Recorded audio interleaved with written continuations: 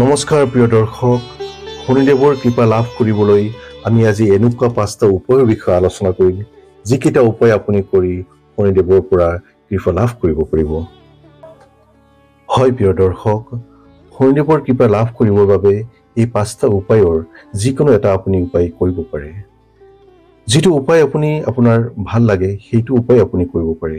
মনত যি বিচাৰি আপুনি এই উপায় কৰিব, ইয়াৰ শুভফল নিশ্চয়কৈ পাব। নমস্কাৰ প্ৰিয় দৰ্শক, আপুনি চাই আছে ডিবি মটিভেশ্যন চেনেললৈ মই ডিম্বেশ্বৰ বৰ্মনে আপোনাক স্বাগতম জনাইছো। 9টা গ্ৰহৰ শ্ৰেষ্ঠ গ্ৰহ শনিদেৱক ন্যায় আৰু কৰ্মফলদাতা বুলি আমি সকলোৱে জানো। যি ব্যক্তিৰ কুণ্ডলীত শনিদেৱৰ সুস্থিতি বিৰাজমান হৈছে, এতিয়া সেই ব্যক্তিক ভিক্ষাৰীৰ পৰা ৰজা সজাই দিয়ে। আপুনি সেই কথাটো হয়তো আগতে শুনিছে।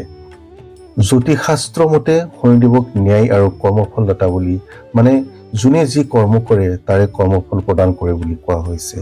প্লিজ ভিডিঅ'টো স্কিপ নকৰিব, কাৰণ সম্পূৰ্ণ ভিডিঅ'টো নাচালে হয়তো আপুনি বুজি পোৱাত অসুবিধা হ'ব পাৰে। কাৰণ আপুনি হয়তো শুনিব পাৰে, যদি শনিদেৱৰ কুদৃষ্টি আপোনাৰ ওপৰত পৰিছে, তেতিয়াহ'লে আপোনাৰ জীৱনত বহু ক্ষতি, বিশৃংখল পৰিৱেশৰ সন্মুখীন হ'ব লাগিব পাৰে আপুনি। আৰু সেইবাবে বহু ব্যক্তিয়ে শনি পূজা বা শনি পূজাৰ প্ৰসাদ খাবলৈ ভয় কৰে। আচলতে কি জানে, যদি আপোনাৰ ৰাশি অনুসৰি আপোনাৰ শনিৰ দোষ বা তীৰ্থপৃষ্ঠ চলি আছে, কষ্ট বহুতেই কৰি আছে আপুনি, কিন্তু কষ্ট অনুযায়ী সুফল লাভ কৰিব পৰা নাই আপুনি। আজিৰ এই ভিডিঅ'টোত উল্লেখ কৰা উপায়কেইটা কৰি চাওকচোন, নিশ্চয়কৈ উপকৃত হ'ব। আপুনি কেৱল মাত্ৰ ভিডিঅ'টো মনোযোগেৰে চাই যাওক আৰু কমেণ্টত জয় শনিদেৱ, জয় হনুমান বুলি নিশ্চয়কৈ লিখি দিব, কাৰণ আপুনি যাতে শনিদেৱ আৰু মহাবলী হনুমানৰ কৃপা লাভ কৰিব পাৰে। লগতে আমাৰ চেনেলত যদি আপুনি নতুন, তেনেহ'লে এতিয়া আপোনালৈ বিশেষভাৱে অনুৰোধ জনালোঁ, আমাৰ চেনেলটো ছাবস্ক্ৰাইব কৰি কাষতে থকা বেল আইকনটো নিশ্চয়কৈ দবাই দিব। এতিয়া আমাৰ চেনেলৰ পৰা আগবঢ়োৱা ভিডিঅ'বোৰ আপুনি নিয়মীয়াকৈ পাই থাকিব পাৰে। এতিয়া আহকচোন উপায়কেইটাৰ মাজলৈ আগবাঢ়ি যাওঁ। নম্বৰ 1।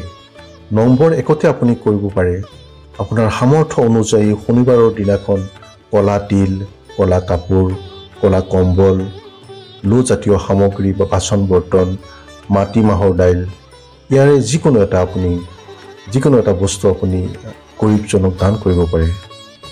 এনেকুৱা কৰিলে বহু পুণ্যফল আৰু শনিদেৱৰ কৃপা লাভ কৰিব বুলি জ্যোতিষশাস্ত্ৰত মান্যতা আছে। নম্বৰ 2তে আপুনি কৰিব পাৰে, শনিবাৰৰ দিনাখন তামৰ লতা বা এটা ঘটিত পানী ভৰাই তাৰ লগত অলপ কলা তিল মিহলাই শিৱলিংগত দেৱৰদেৱ মহাদেৱক স্মৰণ এই জল অৰ্পণ কৰিব লাগে। এই উপায়টো কৰি সকলো বেমাৰ আজাৰৰ পৰা মুক্তি লাভ কৰি ভগৱান মহাদেৱৰ পৰা কৃপা লাভ কৰিব পাৰে বুলি বিশ্বাস কৰা হয়। প্ৰিয় দৰ্শক, 3 নম্বৰতে আপুনি কৰিব পাৰে, শনিবাৰৰ দিনাখন পুৱতি নিশাই উঠি সূৰ্য উদয়ৰ আগতে স্নান আদি কৰি আহঁত গছৰ তলত জল অৰ্পণ কৰিব লাগে।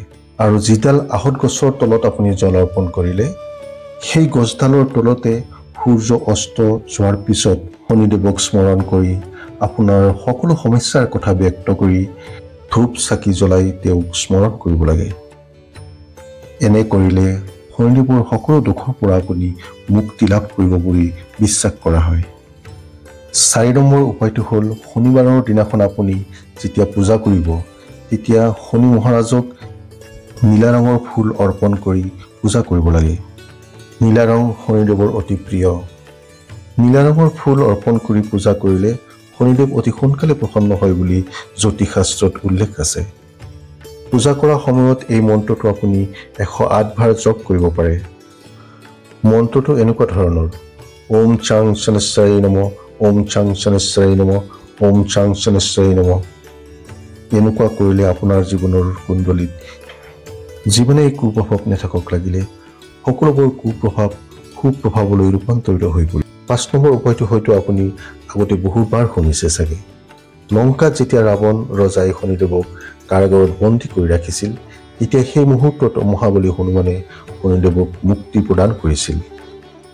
তেতিয়া সেই শুভক্ষণত শনিদেৱে স্বয়ং নিজেই কৈছিল, হে মহাবলী বজৰংবলী, যি ভক্তই শনিবাৰৰ দিনাখন আপোনাক পূজা কৰিব, সেই ভক্তৰ ওপৰত মোৰ কোনোদিনেই কোপদৃষ্টি বা কুদৃষ্টি প্ৰভাৱ নেপেলাওঁ। সেই ভক্তক মই সদায় প্ৰসন্ন কৰি ৰাখিম।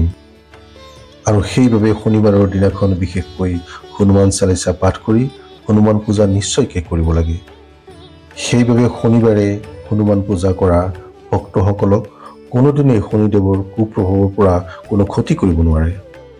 প্ৰিয় দৰ্শক, এইখিনিতে এটা আপোনাক বিশেষ কথা কৈ থওঁ, যদি আপোনাৰ শনিদেৱৰ প্ৰতি অলপ হ'লেও মনত অনুকম্পা আছে, তেতিয়াহ'লে বিশেষকৈ শনিবাৰৰ দিনাখন মাছ মাংস কণী আদি নাখাই নিৰামিষ আহাৰ গ্ৰহণ কৰিব লাগে। আপুনি আপোনাৰ সুবিধা অনুসৰি ইয়াৰে যিকোনো এটা উপায় কৰিলে জীৱনত সুস্বাস্থ্য আৰু ধনৰ শ্ৰীবৃদ্ধি কৰিব পাৰে। আপোনাৰ মংগল হওক, ভগৱানে আপোনাক কৃপা কৰক। ভিডিঅ'টো যদি ভাল লাগে চেনেলটো লাইক, শ্বেয়াৰ, ছাবস্ক্ৰাইব কৰি আমাক উৎসাহিত কৰিব বুলি আশা কৰিলোঁ। নমস্কাৰ।